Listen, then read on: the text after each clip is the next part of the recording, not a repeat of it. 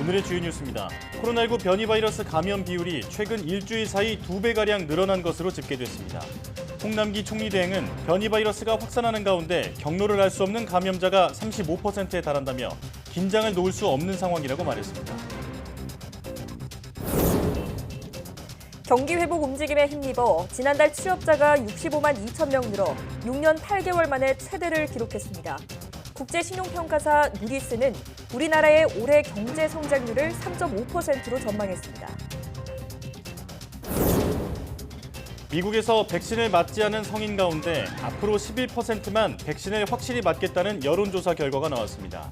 바이든 행정부는 접종 장소까지 우버 무료 제공, 지하철역 접종센터 운영 등 각종 대책을 내놓고 있습니다. 영국 최고 권위의 대중음악상인 브릿 어워즈 시상식이 마스크를 쓰지 않은 관객 4천 명이 참석한 가운데 열렸습니다. 코로나19 대유행 이후 대규모 공연 가능성을 시험해보기 위한 영국 정부의 조치입니다. 코로나19가 독감처럼 고착화할 것이라는 예상이 나오면서 백신뿐만 아니라 치료제의 중요성도 계속 커지고 있습니다. 오늘 바이오 위클리에서는 코로나19 항체 치료제를 비롯해 바이러스 질환 치료제를 개발하는 이뮨메드 안병옥 대표를 초대했습니다.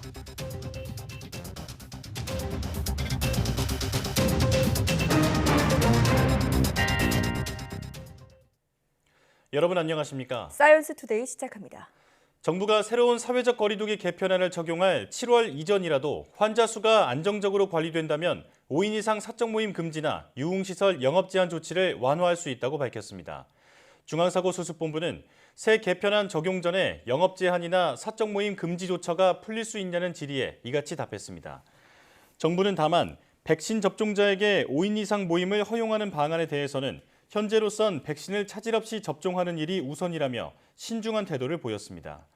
이와 함께 상반기 고령자에 대한 코로나19 백신 1차 접종을 완료하고 하반기부터 새로운 사회적 거리두기 체계를 적용하겠다는 입장을 재확인했습니다.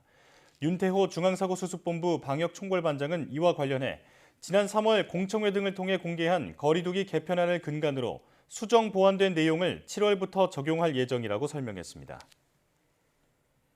유은혜 부총리 겸 교육부 장관이 2학기에는 전면 등교를 할 수 있도록 준비 중이라고 밝혔습니다.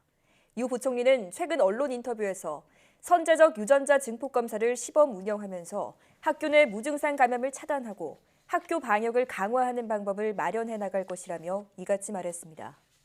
또 교사들에 대한 백신 접종도 여름방학까지 완료할 수 있도록 질병관리청과 협의하고 있다고 덧붙였습니다. 교육부의 전면 등교 방침은 코로나19 장기화로 인한 학생들의 학습 결손 등의 문제를 해결하기 위한 것으로 풀이됩니다. 유 부총리는 또 초중고는 시도교육감협의회와 구체적인 방안을 논의 중이며 대학과도 대면 수업을 늘려야 한다는 협의를 진행하고 있다고 설명했습니다. 국내 코로나19 변이 바이러스 감염 비율이 최근 일주일 사이 2배가량 늘어난 것으로 집계돼 비상입니다. 전파력이 워낙 강한 데다 백신 효과까지 낮추는 특성을 가지고 있어 확산 우려가 더욱 커지고 있습니다. 우철희 기자입니다. 코로나19 변이 바이러스는 지역사회를 중심으로 최근 급격하게 확산하는 양상입니다. 지역사회 감염자 가운데 표본을 추출해 변이 감염 비율을 확인하는 검출률이 지난주 25%에 육박한 것으로 나타났습니다. 지난달 초중순 한 자릿수에 머물던 검출률은 지난달 말부터 껑충 뛰더니 급기야 지난주는 전주보다 2배 가까이 치솟은 겁니다. 여기에 해외에서 들어오는 확진자까지 포함하면 검출률은 27.5%까지 올라갑니다. 바이러스 유형으로는 지난 2월 울산을 중심으로 급격하게 확산한 영국발 변이가 가장 많았습니다. 지난달 부천 노인주간보호센터 집단 감염 확인 뒤 추가 전파가 이뤄진 남아공발 변이가 뒤를 이었습니다. 최근 인도발 변이 바이러스도 확산세가 심상치 않아 세계보건기구 WHO는 물론 우리 방역당국도 인도발 변이를 주요 변이에 추가했습니다. 변이 바이러스들은 대체로 전파력이 강하고 백신 접종 효과를 낮춘다는 점에서 위험성이 작지 않습니다. 영국발 변이는 기존 코로나19 바이러스보다 전파력이 최대 1.7배 강한 것으로 알려진 가운데 치명률 또한 더 크다는 연구 결과가 나왔습니다. 또 남아공발, 브라질발, 인도발 변이는 면역 회피 능력이 있어 바이러스가 몸에 침투하면 백신을 맞거나 앞선 감염으로 항체가 생겨도 다시 감염될 가능성이 있습니다. 다만 국내외 전문가들은 변이 바이러스에 대한 백신의 예방 효과가 다소 떨어질 수는 있어도 위중한 증세로 번지는 걸 막는 데는 도움이 될 것으로 판단했습니다. 백신 접종이 차례로 이뤄지는 가운데 앞으로는 변이 바이러스 확산세가 감염 상황에서 중대 변수가 될 것으로 보입니다. YTN 우철입니다. 백신 공동구매 국제 프로젝트인 코백스 퍼실리티를 통해 받기로 한 아스트라제네카 백신 일부 물량이 13일 도입됩니다. 범정부 백신 도입 TF팀은 아스트라제네카 백신 코백스 물량 83만 5천 회분이 13일 저녁 7시 국내로 들어온다고 밝혔습니다. 이 백신은 14일부터 진행되는 2차 접종과 오는 27일 시작되는 1차 접종에 사용됩니다. 다음 달 초까지 공급이 예정된 아스트라제네카 개별 계약 물량 723만 회분까지 합하면 800만 회분이 넘습니다. 여기에 다음 달까지 화이자 백신 500만 회분이 모두 들어오면 상반기 1,300만 명 1차 접종 목표 달성을 위한 충분한 물량이 된다는 게 정부 설명입니다. 한편 상반기 도입이 예정된 아스트라제네카 코백스 잔여 물량 83만 5천 회분은 다음 달 공급될 예정입니다. 취업자 수가 코로나19 사태 충격을 딛고 2개월 연속 증가세를 이어갔습니다. 정부는 고용 회복 흐름이 뚜렷해지고 있는 것으로 판단하고 있습니다. 하지만 아직 코로나 이전 수준을 회복하지 못하면서 고용 취약계층의 어려움은 지속되고 있습니다. 보도에 오인석 기자입니다. 수출을 중심으로 경기가 완만하게 회복되면서 고용 시장도 점차 회복 흐름이 뚜렷해지고 있습니다. 지난달 취업자 수는 1년 전보다 65만 2천 명이 늘며 6년 8개월 만에 가장 큰 폭으로 증가했습니다. 코로나19 사태 이후 줄곧 감소하던 취업자 수는 3월에 이어 2달 연속 증가했습니다. 수출이 호조를 보이면서 제조업 취업자는 1년 전보다 9천 명이 늘며 14개월 만에 증가세로 돌아섰습니다. 코로나로 타격이 컸던 숙박 음식점업 취업자도 코로나19 위기 이후 처음으로 증가세로 전환됐습니다. 반면 도소매업과 수리와 기타 개인 서비스업 등은 취업자가 감소했습니다.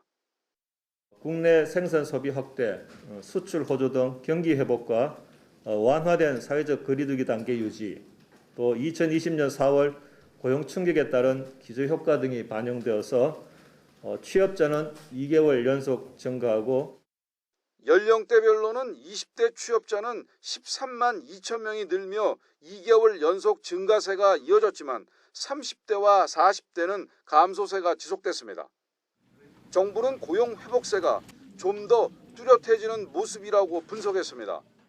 홍남기 경제부총리는 취업자 증가분 중 재정 일자리 관련 업종의 취업자가 35만 명 증가했다며 민간 일자리 증가가 4월 고용 개선의 절반 이상을 기여한 것이라고 평가했습니다.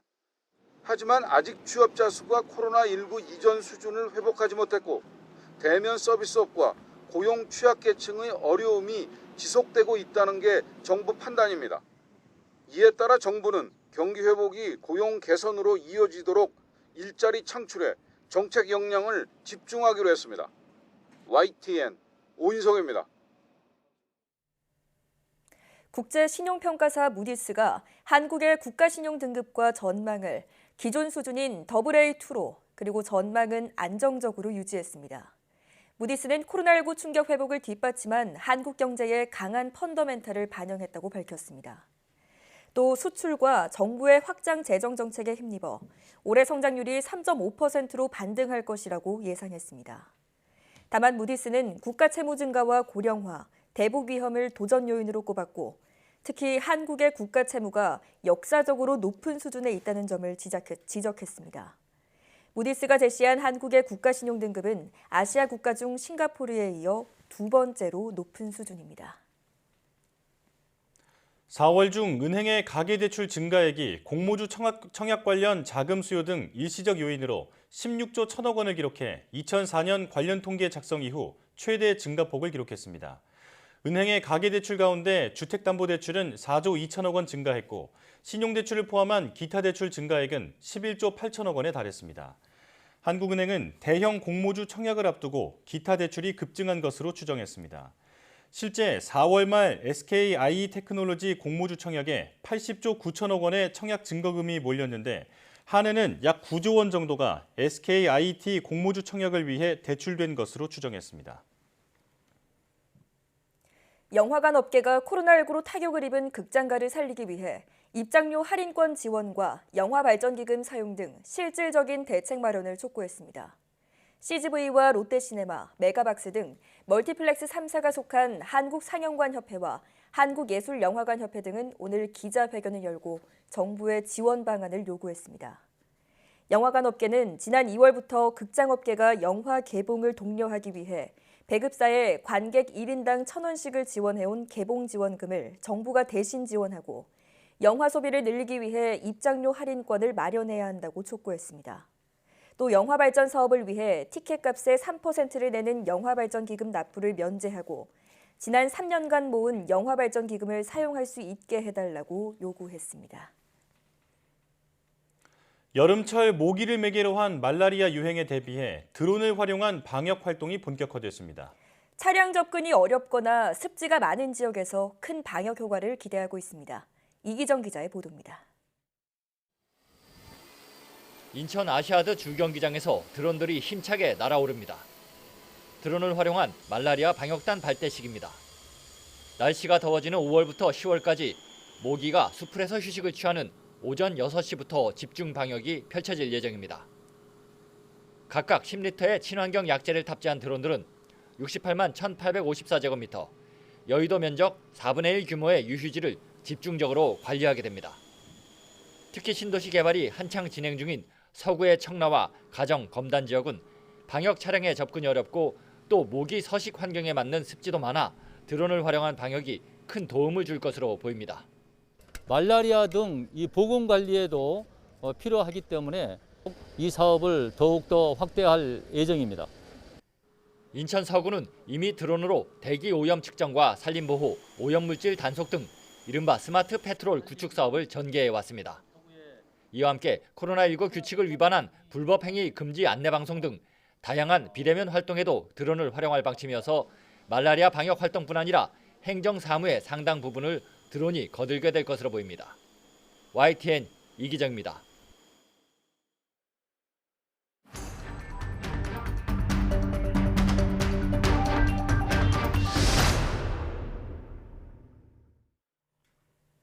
휴일 영향을 벗어나자 국내 신규 확진자가 곧바로 600명대로 뛰어올랐습니다. 방역당국은 현재 상황을 정체기로 판단하고 500명 이하가 안정적으로 유지될 경우 5인 이상 사적 모임 금지를 푸는 방안을 고려하고 있습니다. 현재 코로나19 상황 고려대학교 약학대학 김정기 교수와 함께 자세하게 짚어보겠습니다. 전화로 연결합니다. 교수님 나와 계십니까? 네, 안녕하세요. 네, 휴일엔 400에서 500명대, 평일엔 600명 넘게 나오는 패턴이 반복되고 있습니다. 수도권 환자 비중이 현재 70%에 육박하고 있는데 현재 상황 진단부터 해주시죠. 말씀하신 대로 휴일 효과가 나타나는 월, 화요일에는 500명 안팎, 휴일 효과가 없는 수요일부터 금요일까지는 평일에는 한 700명 안팎의 신규 확진자 규모가 상당히 오랫동안 지속이 되고 있는데요. 네. 이와 같은 신규 확진자 규모는 방역과 그리고 전파 사이의 어떤 버퍼링 구간, 즉 절충 구간에 들어왔기 때문에 나타난 현상이다라고 생각을 하고 있습니다. 예. 그러니까 지금의 방역 시스템이 유지되는 한 이러한 버퍼링 현상은 한동안 지속될 것이다라고 생각을 하고 있고요. 다만 최근에 울산을 중심으로 변이 바이러스 확산 양상이 보이고 있는데 예. 울산의 경우에는 최초 변이 바이러스가 지역사회로 유입된 이후 약 2개월 정도가 지났거든요. 그러니까 변이 바이러스가 본격적으로 지역사회 내에서 유입된 이후에 확산이 이루어지는 기간은 약 4개월 정도로 보고 있는데 네. 그렇기 때문에 앞으로 6월에서 7월 정도가 되면 변이 바이러스 확산이 보다 본격화될 걸로 이렇게 예상을 하고 있습니다. 예. 신규 확진자 규모도 아마 주말 500명 안팎, 평일 700명 안팎 수준을 넘어서 한 6, 7월이 되면 크게 증가할 가능성이 상당히 높다 이렇게 판단을 하고 있습니다. 네. 지금의 정체기 현상은 당분간 지속될 것이고 앞으로 변이 바이러스 확산세도 더 증가할 것이다 이렇게 말씀해 주셨습니다. 이어서 질문을 드리겠는데요. 이제는 이 변이 바이러스가 해외 유입보다 국내 전파 비중이 더 높아졌습니다. 변이 바이러스를 대응할 묘책이 있을까요? 일단 변이 바이러스에 대응할 수 있는 가장 대표적인 방법은 백신입니다. 그러니까 백신 접종에 의해서 집단 면역이 형성이 되면 일단 변이 바이러스가 이후에 크게 확산이 되더라도 어느 정도 감당할 상황이 된다라고 보고 있는데 예. 일단 가장 중요한 것은 백신 수급 문제겠죠. 아무래도 백신 수급이 현재 원활하지 못하기 때문에 백신 접종에 의한 집단 면역 형성 시점까지는 방역을 통해서 가능한 한 확산을 막는 방법밖에 없다 이렇게 생각을 하고 있습니다. 예. 이 변이 바이러스에 대한 방역 정책을 효과적으로 수행하기 위해서는 무엇보다 국내 지역사회 내에서 변이 바이러스 확산 정도가 어느 정도인지를 명확하게 판단할 필요가 있는데 현재는 이러한 부분들이 제대로 이루어지지 않고 있거든요. 예. 따라서 지금보다 훨씬 더 많은 시류를 대상으로 그리고 일부 지역이 아닌 전국적으로 변이 바이러스 감별 진단을 시행할 필요가 있다라고 생각을 하고 있고요. 예. 이를 위해서는 현재 수행하고 있는 전장 유전체 분석은 한계가 있습니다. 오래 걸리기 때문에 이 방법보다는 보다 신속하게 변이 바이러스를 감별할 수 있는 어떤 진단 시스템 적용이 필요할 것 같다라고 생각을 하고 있습니다. 예. 변이 바이러스를 감별 진단할 수 있는 방법에 대해서 개선도 필요하고 확대할 필요도 있다 이렇게 강조해 주셨습니다. 방역 당국이 하루 확진자 수가 500명 이하로 유지되면 5인 이상 사적 모임 금지 등을 풀겠다고 밝혔는데요. 교수님 의견은 어떻습니까? 일단 결론부터 말씀드리면 제 생각은 반대 입장이고요. 예. 왜냐하면 일단 저희가 방역 정책을 수행하는 데 있어서 물론 방역적인 측면만 보는 게 아니라 현재 경제적인 부분도 함께 보고 있거든요. 그렇기 때문에 현 상황에 맞는 사회적 거리두기 단계를 적용하지 못하고 있는데 네. 이 중에서 5인 이상 사적 모임 금지는 경제적인 부분에 크게 영향을 안 주면서 현 거리두기 단계에서 바이러스 전파를 어느 정도 억제할 수 있는 대표적인 방법이다라고 생각을 하고 있거든요. 예. 더군다나 앞서 말씀드린 것처럼 앞으로 한 1, 2개월 또는 2, 3개월 후에는 변이 바이러스의 지역사회 내 전파가 보다 가속화될 걸로 생각을 하고 있기 때문에 5인 이상 사적 모임 금지를 해제하는 것은 적절치 않다라고 생각을 하고 있습니다. 다른 측면에서는 앞서 말씀드린 것처럼 휴일에는 500명 안팎, 휴일 효과가 나타나지 않는 평일에는 700명 안팎의 신규 확진자 규모를 보이고 있는데 예. 이 평일 기준의 신규 확진자 규모, 즉 700명 안팎이 현 상황의 신규 확진자 규모다라고 생각을 하고 있고요. 휴일 효과가 나타나는 시점에서의 신규 확진자 규모는 즉 500명 안팎은 허수다라고 생각을 하고 있거든요. 우리가 찾아내지를 못하고 있을 뿐이지 500명보다 더 많은 신규 확진자가 있다라고 보는 게 맞습니다. 네. 그렇기 때문에 방역당국에서는 만일 5인 이상 사적 모임 금지를 해제하는 기준을 500명으로 잡는다라고 하면 휴일 효과가 나타나는 시점에서의 신규 확진자 규모는 허수이다라는 부분을 방역당국이 감안할 필요가 있다라고 생각을 하고 있습니다. 예. 네. 자, 앞으로의 상황이 좀 더 악화할 수 있기 때문에 현재의 방역 조치를 완화하는 것에 대해서는 적절치 않다라는 입장을 밝혀주셨습니다. 자, 그런가 하면 서울 지역 학교에서 실시 중인 이동형 PCR 검사에서 첫 확진자가 나왔습니다. 이렇게 되면 이동형 검사를 확대해야 할까요? 일단 기본적으로 이동형 PCR 검사는 저는 긍정적인 부분이 많다라고 생각을 하고 있습니다. 네. 그러니까 현재 감염 경로 미확인 사례가 최근에 또 30%대를 넘어섰거든요. 이 이야기는 그만큼 지역사회 내에 숨은 감염자가 많다라는 의미고 따라서 보다 적극적으로 지역사회 내 숨은 감염자를 조기에 찾는 노력이 필요한데 이러한 부분에 크게 기여를 했던 게 한동안 시행되어 오고 있는 임시선별 진료소거든요. 예. 상당히 효과를 발휘하고 했고 지금도 발휘하고 있다라고 생각을 하고 있는데 그만큼 말씀하신 지금 서울 지역 학교에서 실시 중인 이동형 PCR 검사도 지역사회 내에 숨은 감염자를 찾는 데 크게 기여할 가능성이 굉장히 높다라고 생각을 하고 있습니다. 예. 더군다나 학생들 같은 경우에는 무증상 감염 비율도 높고 그리고 의심 증상이 있어도 임시선별 진료소를 방문하기에는 물리적 시간적 제한성이 좀 따르고 있거든요. 예. 그래서 접근성이 용이한 이동형 PCR 검사 확대는 상당히 긍정적이다라고 생각을 하고 있습니다. 예. 네. 이런 방식의 선제 검사는 더 확대할 필요가 있다 이렇게 말씀해 주셨습니다. 자, 백신 질문인데요. 캐나다에 이어서 미국이 청소년을 대상으로 백신 접종을 승인했습니다. 우리나라는 언제쯤 가능할 것으로 보십니까?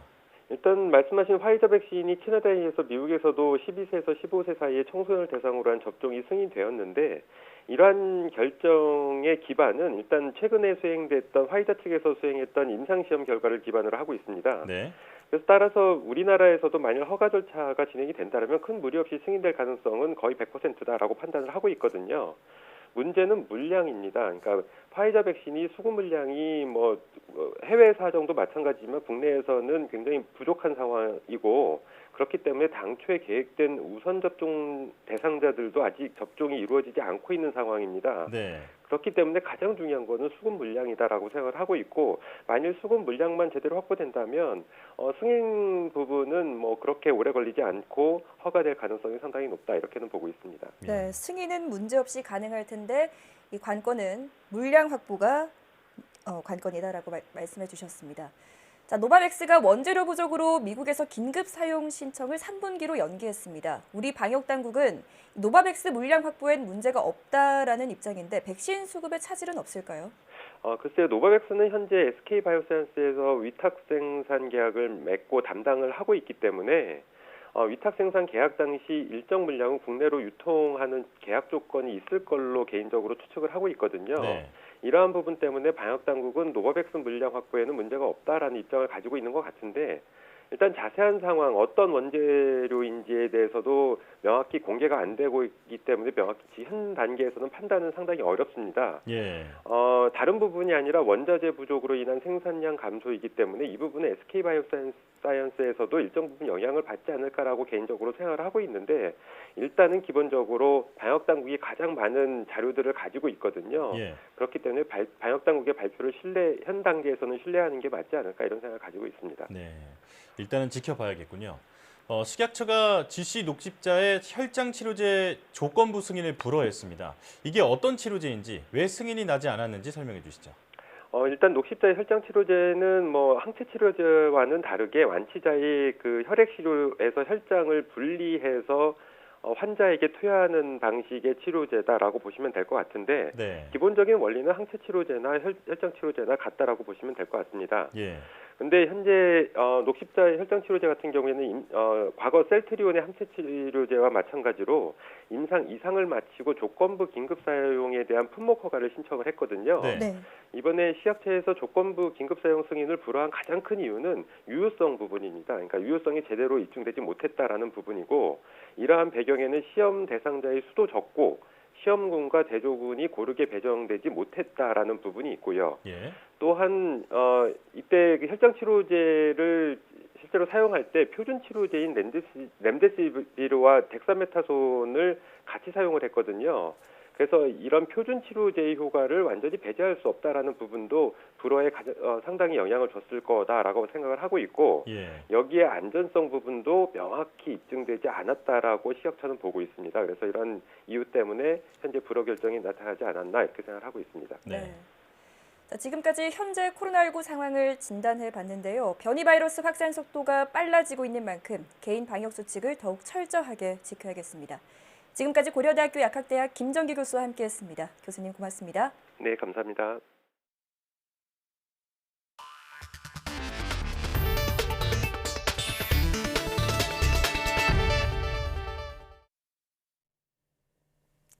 인도에서 코로나19로 하루 4,200명이 숨지며 또 최고치를 경신했습니다.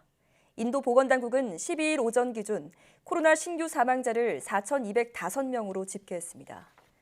인도의 신규 사망자는 지난 8일 4,187명으로 치솟은 뒤 며칠 감소하다가 다시 최고치를 경신했으며 누적 사망자는 25만 4천여 명이 됐습니다.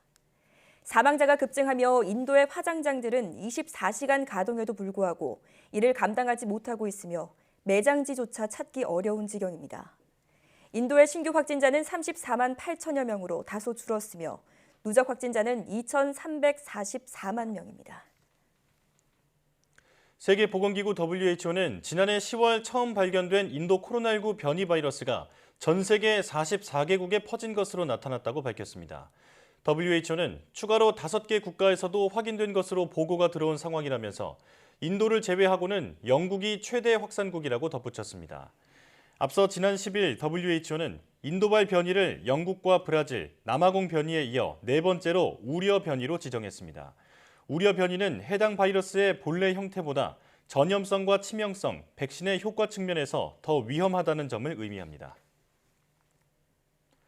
미국에서는 백신을 아직 맞지 않은 성인 가운데 11%만이 앞으로 적극적으로 백신을 맞겠다는 여론조사 결과가 나올 정도로 백신 수요가 급감하고 있습니다.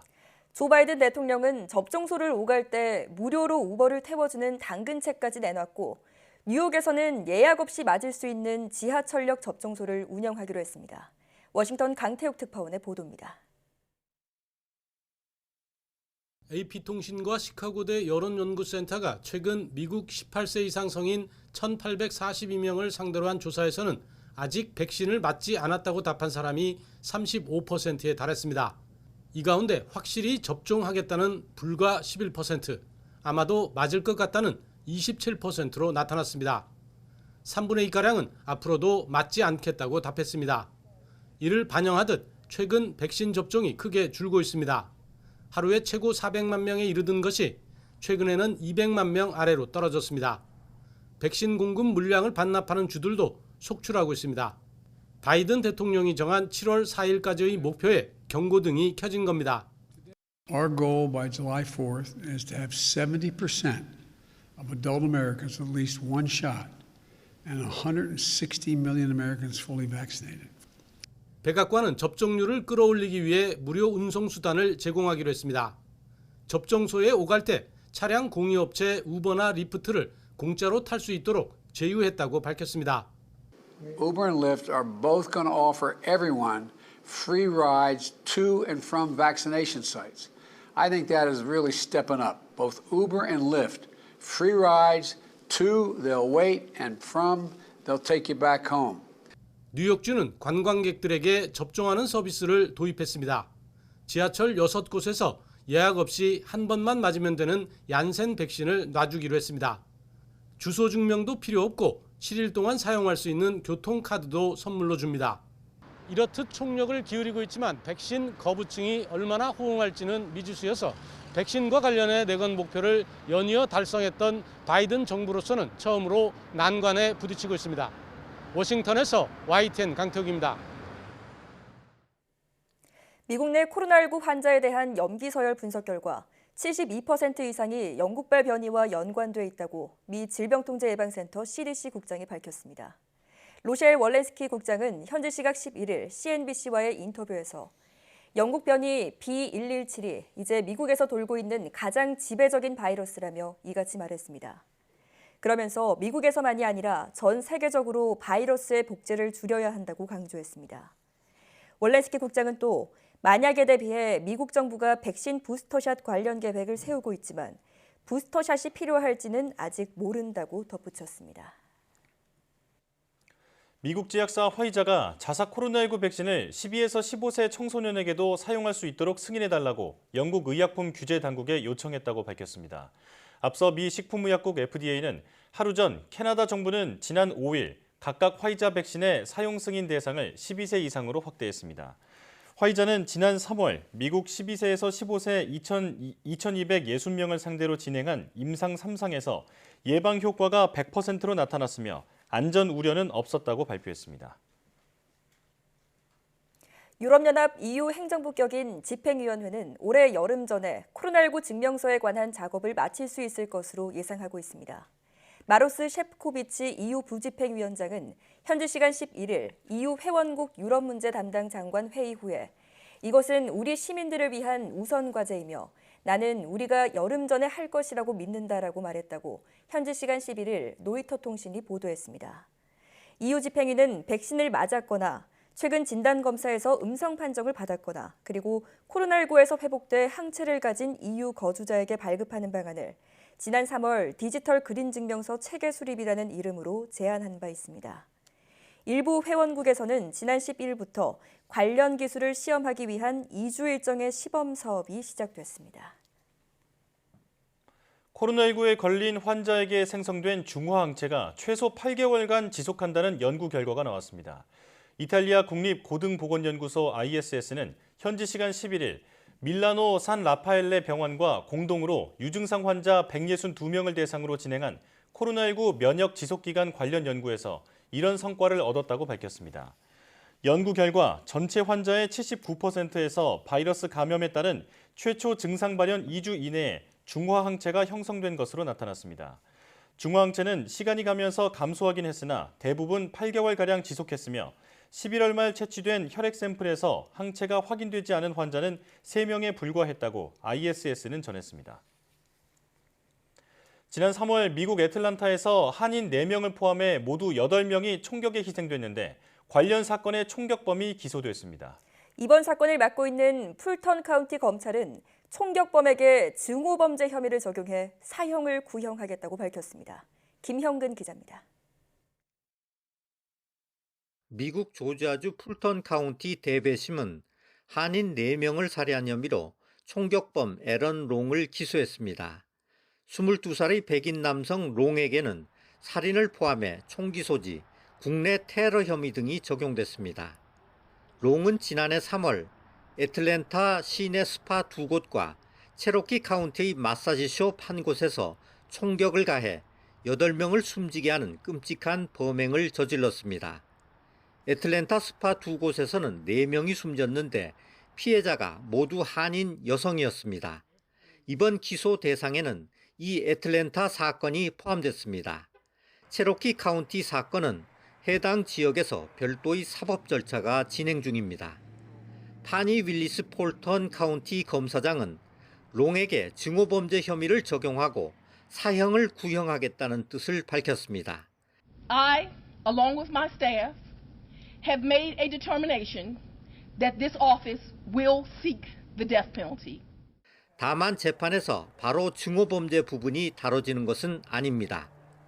조지아주의 관련법은 독립적으로 증오범죄만을 다루지 않도록 하고 있습니다. 따라서 살인 등의 혐의로 재판을 받고 유죄가 확정된 뒤에 추가적으로 증오범죄 혐의에 대한 재판 절차를 밟게 됩니다. 미 전역에 충격을 준 이번 사건은 아시아계가 힘을 합쳐 대규모 항의 시위에 나서는 등 미국 내에서 아시아계를 향한 인종차별에 대한 문제의식을 공론화하는 계기로 작용했습니다. It can be happen, you and you, anybody. And all the media people telling me his sickness, but I don't think it's not sickness. We need to stop here anti-Asian hate crime. 또 이를 계기로 연방 상원이 아시아계 증오범죄 방지법을 처리하는 등 제도적 개선책 모색도 이루어지고 있습니다. YTN 김영근입니다.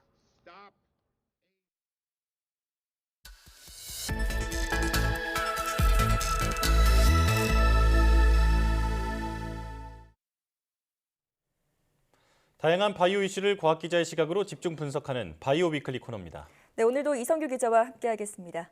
어서 오십시오. 안녕하세요. 네, 오늘은 어떤 소식 준비해 오셨습니까? 백신 관련 소식입니다.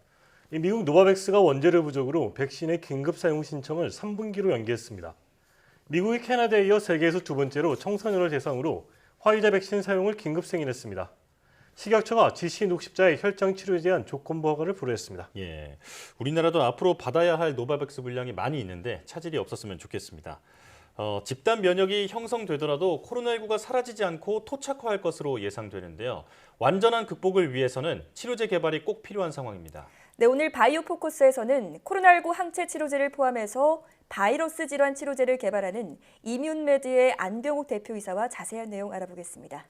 어서 오세요. 네, 안녕하십니까. 네, 나와주셔서 고맙습니다. 네, 감사합니다. 네, 일단 회사 명칭에 대한 질문을 드릴 텐데요. 정체성을 담고 있잖아요. 네네. 이뮨메드 어떤 뜻인가요? 네, 이뮨은 면역이란 뜻이고 매드는 약을 의미합니다. 예. 그래서 면역계에 작용하는 치료제를 개발하는 회사라고 말씀드릴 수 있겠습니다. 예. 저희 회사의 미션은 감염병으로부터 해방된 인류의 건강한 삶을 추구한다. 라고 돼 있기 때문에 저희가 이제 감염병에 대해서 정확하고 신속한 진단 키트뿐 아니라 다양한 바이러스 질환에 대해서 광범위하게 쓰일 수 있는 치료제를 개발하고 있습니다. 예. 네.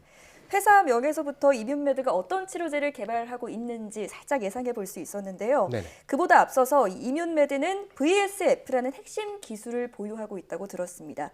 용어가 다소 어려운데 네네. 구체적으로 어떤 기술인 건가요? 네. 바이러스 서프레싱 팩터를 줄인 말로서 다양한 바이러스를 치료하는 그런 친약 물질입니다. 예. 저희 물질의 장점은 다른 치료제와 달리 바이러스의 증식도 억제하고 또한 항염증 작용을 일으켜서 그 질환의 병기 얼마큼 진행됐는지 또한 입원했는지 입원하지 않았는지 그런 중등증 상황과 상관없이 약효가 기대되는 그런 신약이라고 말씀드릴 수 있겠습니다. 예.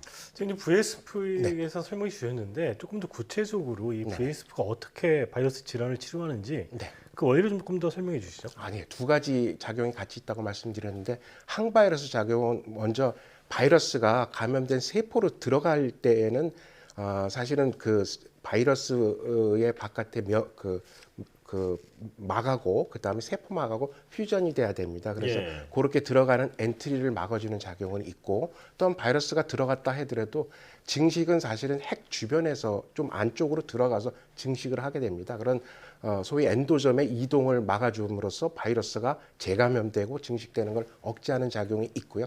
또 하나는 항염증 작용은 인터루킨 8이라는 IL-8이라든가 NF-kappa B 같은 염증 초기 단계에 시작되는 물질들을 억제함으로써 여러 염증 세포들이 그 감염된 조직으로 몰려오는 것을, 그래서 염증 물질들 분비하는 것을 억제하는 작용을 갖고 있습니다. 네. 이 VSPF를 이용해서 코로나19 치료제 임상을 진행하고 있잖아요. 네네네. 이 치료제가 어떤 원리로 작용하고 지금 임상은 어느 단계에 있는 건지 좀 설명해 주시죠. 예, 말씀드린 대로 그 항바이러스 작용과 항염증 작용이 있기 때문에 지금 중화항체는 사실은 그 경증의 환자들한테 많이 사용되고 있습니다. 저희는 그 소위 미총족 수요가 있는 언메니즈가 있는 중등증 이상의 또는 중증 환자를 대상으로 하고 있고, 입원 환자를 대상으로 하고 있고, 현재는 국내와 이제 유럽, 그다음에 인도네시아에서 이상을 진행하고 있습니다. 중등증 이상의 그 환자를 대상으로 치료제를 개발하고 있고, 그리고 국내외에서도 임상 단계를 진행하고 있다. 이렇게 요약할 수 있겠는데요. 자, 코로나19 치료제 외에도 다양한 파이프라인을 가지고 계시잖아요. 네, 그렇습니다. 대표적인 파이프라인 몇 가지 소개해 주시죠. 네, 코로나는 팬데믹 되면서 저희가 광범위 항바이러스 치료제이기 때문에 코로나에도 적용할 수 있다라는 그 동물 데이터와 비트로 데이터를 근거로 시작을 한 거지만 원래는 또 다른 그 니즈가 큰 부분이 이제 만성 비형 간염입니다. 비형 간염이요? 네, 아직까지도 국내뿐 아니라 세계적으로 환자가 약 3억 명 정도로 많고 있고, 물론 좋은 약들이 나와 있습니다만 그런 약들은 이제 계속 먹어서 바이러스는 억제하지만 실질적으로 완치가 되지 않습니다. 그래서 계속 평생 약을 드셔야 되는데, 저희 약은 그 약을 끊을 수 있을 정도로 기능적 완치를 동물에서 보였기 때문에 현재 임상에서 확인하고자 합니다. 그렇군요. 코로나19 치료제뿐만 아니라 만성 비형 감염도 치료할 수 있는 기술을 가지고 계신다라고 말씀해 주셨습니다. 자, 이뮨메드는 감염성 질환 진단 키트도 개발하고 있습니다. 지금까지 어떤 제품들이 개발됐는지 그 개발 로드맵을 좀 설명해 주신다면요. 네, 저희가 개발하고 현재 판매하고 있는 제품들은 그 댕기열이라든가 찌츠가무시, 렙토스피라 같은 소위 열대성 지방에서 있는 감염성 질환 진단 키트입니다. 그래서 국내에도 물론 환자가 있지만 뭐 많지는 않고 현재는 수출에 중심으로 되고 있는데, 최근에는 코비드에 대해서 항체 진단 키트와 항원 진단 키트를 수출용 허가를 받아서 현재 다음 달부터는 인도네시아, 유럽에 수출을 계획을 하고 있습니다. 그렇지만 그 코로나 같이 유행적인 질환은 일정 시간 지나면 또 없어질 수도 있기 때문에 저희 회사에서 기본적으로 진단 키트의 로드맵은 그런 소외된 국가에서의 그런 그 질환, 풍토병에 빠르게 신속하게 그 결과를 낼 수 있는 그런 진단 키트를 꾸준하게 개발해서 판매할 생각입니다. 지금 이 코로나19 백신과 관련해서 지식 재산권 면제가 굉장히 뜨거운 이슈잖아요. 네, 그렇습니다. 그런데 기업 입장에서 보면 이 지적권으로 보호받는 게 어떤 혁신성이 굉장히 중요하다, 이렇게 볼 수가 있는데요. 어떤 의견이신가요? 네, 그 백신뿐 아니라 치료제를 개발하는 데에는 상당한 기간 동안 많은 투자가 있어야 됩니다. 그렇게 투자하고 얻어진 연구 개발 성과를 남이 바로 이제 가로채는 상황이 되면은 소위 이제 투자하는 그런 의의가 없어지지 않겠습니다. 그렇기 때문에 이제 지재권을 일부 면제하거나 하는 부분은 시도도 되고 논의될 수는 있지만 상당히 어려운 일이라고 생각을 합니다. 또한 최근에 이제 릴리가 개발한 바리시티닙이라는 소위 이제 화학 물질은 인도의 3개 제네릭 회사에서 특허를 열어주고 생산할 수 있게 하고는 있습니다. 그런데 이제 그런 케미칼 드럭, 소위 그는 구조가 있기 때문에 카피하기가 쉽지만 백신이나 바이올로직스는 사실은 그 지재권을 풀었다 하더라도 똑같은 약을 만들어내긴 상당히 어렵습니다. 그래서 바이오시밀러라는 말이 있는 거고, 말 그대로 그 특허권뿐 아니라 기술을 또 알려주고 가르쳐줘서 똑같은 물질을 생산해야 되는데 상당히 어려운 문제이긴 합니다. 그럼에도 이제 공익과 어떤 그런 기업의 사회적 책임에 의해서 그런 부분을 적극적으로 검토를 하고 뭔가 희생하고 공헌해야 될 부분이 있다고 생각합니다. 예.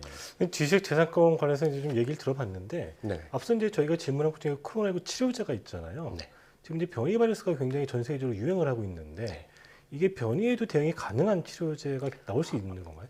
가능합니다. 지금 최근에도 그런 뉴스가 많이 나오고 있는데 바이러스만 타겟해서 개발을 하게 되면 백신이건 치료제건 그 바이러스가 변형되고 변이됐을 때는 안 들을 확률이 많습니다. 예. 네. 그것이 릴리가 처음에 개발했었던 소위 이제 항체 치료제 부분이 현재는 효과가 없는 환자들이 훨씬 많습니다. 예. 그렇기 때문에 이제 바이러스를 타겟하더라도 소위 이제 바이러스에 변하지 않는 부분을 타겟한다든가 아니면 바이러스가 아닌 호스트 팩터 저희 같이 감염된 세포나 그런 숙주를 타겟하게 되면은 바이러스의 변이와 상관없이 일정한 그런 약효를 기대할 수 있을 것 같습니다. 그렇군요. 그러니까 그 변하지 않는 부분을 타겟으로 해서 치료제를 만들게 되면 이제 어떤 변이가 일어나도 효과를 기대할 수 있다. 그렇습니다. 네, 이렇게 정리할 수 있겠는데요. 자, 그 대표님께서는 사실 2000년에 이 이뮨메드를 창립을 하셔서 이제 22년차 기업인으로서 우리 국내 바이오 산업계에 대해서 느끼고 계신 게 아주 많을 것 같습니다. 건전한 바이오 생태계 조성을 위해서 제언하실 게 있다면 어떤 게 있을까요? 네.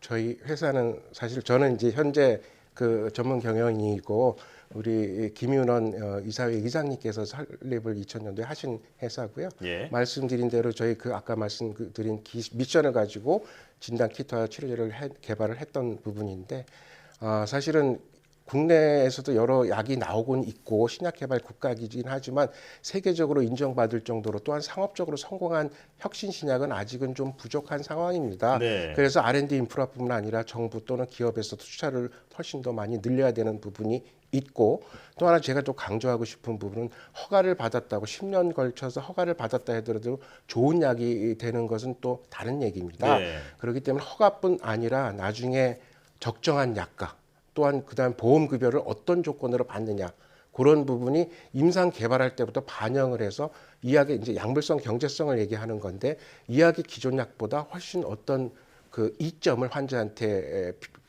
제공하는 가능한지 그런 거를 임상적으로 증빙을 다 해야 됩니다. 예. 네. 인프라 구축과 정부의 적극적인 투자가 필요하겠군요. 네. 기존의 항바이러스제가 가졌던 한계점들을 극복한 이뮨메드의 기술이 난치성 바이러스 질환을 앓고 있는 분들에게 많은 도움이 되길 바랍니다. 지금까지 이뮨메드의 안병옥 대표이사 그리고 이성규 기자와 함께했습니다. 오늘 나와주셔서 고맙습니다. 감사합니다.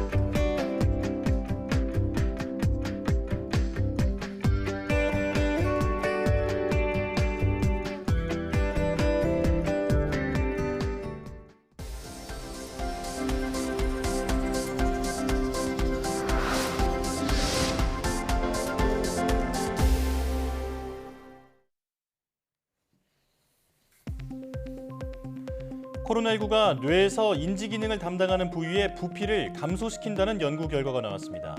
미 조지아 주립대 연구팀은 신경장애 증상을 호소한 코로나19 환자 58명과 일반인 62명의 뇌 CT 영상을 비교한 결과 코로나19를 앓고 난 환자는 인지 기능을 담당하는 뇌의 회색질 부피가 크게 줄었다고 밝혔습니다.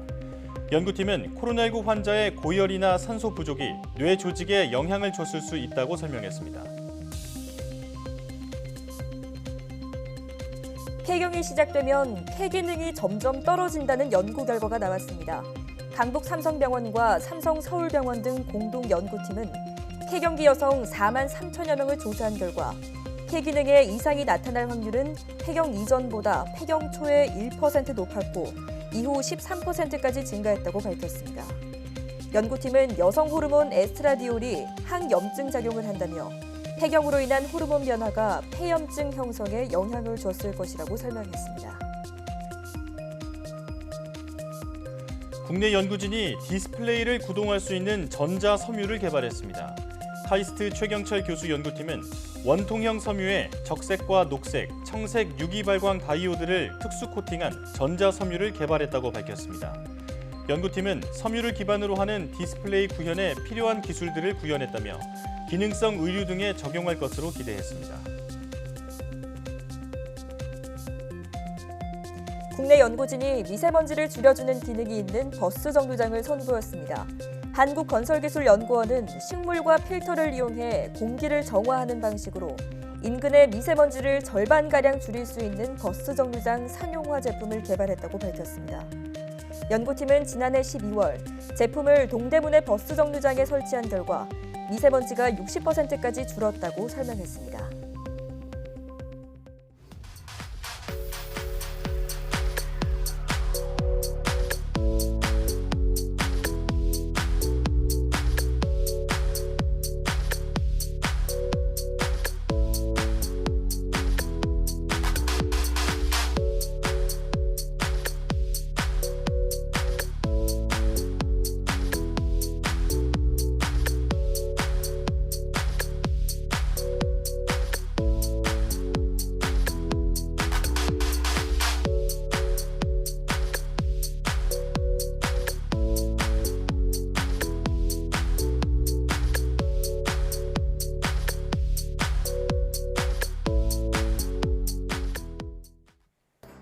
날씨가 제법 더워졌는데요. 여름의 불청객 모기는 잠을 설치게 할 뿐만 아니라 말라리아 같은 전염병까지 옮기는 해충입니다.